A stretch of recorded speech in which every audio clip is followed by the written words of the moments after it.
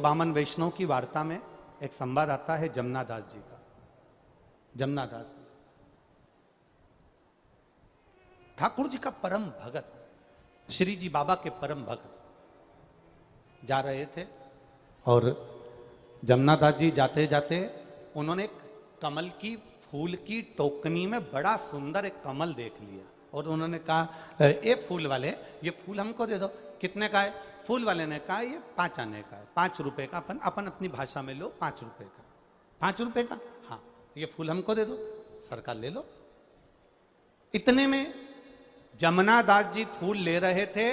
नगर का सेठ यवन राज निकल कर जा रहा था। यमन राज जब निकल कर जा रहे थे तो उन्होंने उस फूल को देखा, कितना सुंदर फूल है। जमुना दास जी फूल ले रहे हैं ठाकुर जी के चरणों में चढ़ाने के लिए। जमुना दास जी फूल ले रहे हैं श्री जी बाबा के चरणों का श्रृंगार करने के लिए। यमन राज ने फूल देखा और फूल लेने का विचार करा, कितना सुंदर फूल है। मैं जा रहा हूं वेश्या के घर, अगर वेश्या के जूड़े में ये फूल लगेगा तो वेश्या खुश हो जाएगी। यमन राज ने फूल वाले को रोका, तुम्हारे हाथ में जो फूल है तुम जे जमुना दास को दे रहे हो, ये फूल कितने का है?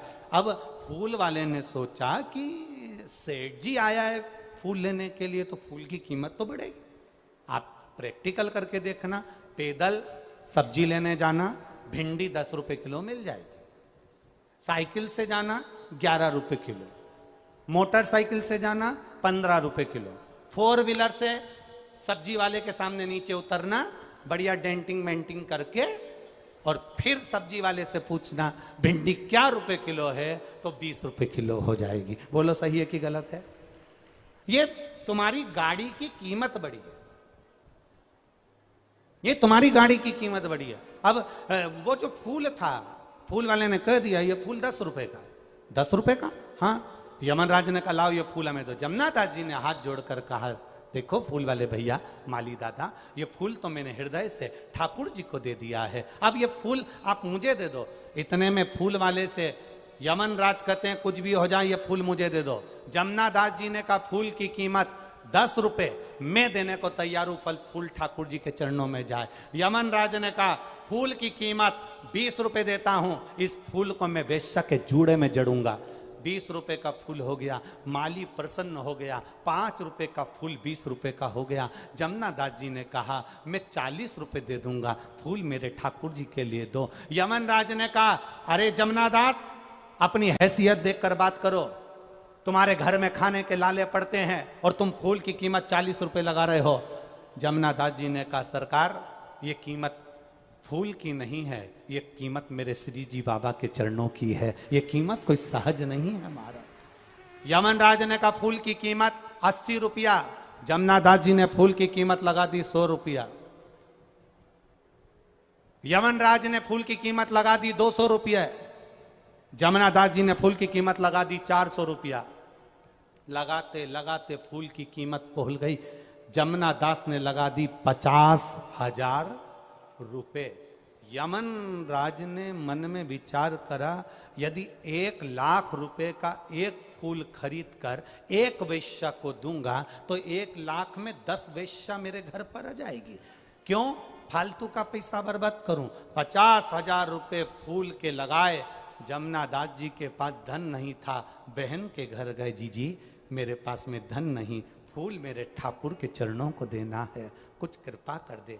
तब बहन ने कहा भैया ये पूरी जायदाद तेरी है, मैं अब भी खड़े दम बेच देती हूँ।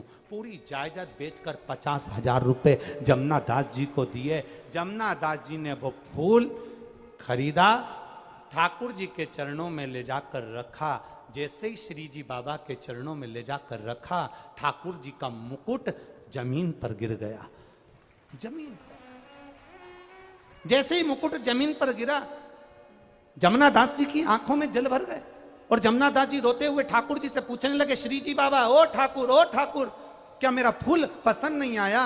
ठाकुर जी कहते हैं जमुना दास, इस फूल के आगे ये हीरे का मुकुट हल्का लग रहा था, इसलिए फेंक दिया है, इसलिए फेंक दिया।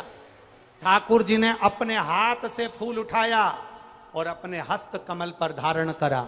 आज भी नाथद्वारा के श्री जी बाबा का जब दर्शन करोगे, पूरे शरीर पर तुम्हें कोई फूल नजर आए ना आए, ठाकुर जी का जो हस्त कमल ऊपर रहता है, आज भी जमुना दास का फूल उस हाथ पर रखा जाता है, जमुना दास जी के भाव से रखा जाता है। आज भी श्री जी बाबा के हस्त कमल पर एक फूल रखा जाता है, जो जमुना दास जी ने दिया था, वो फूल उस भाव से रखा जाता है। एक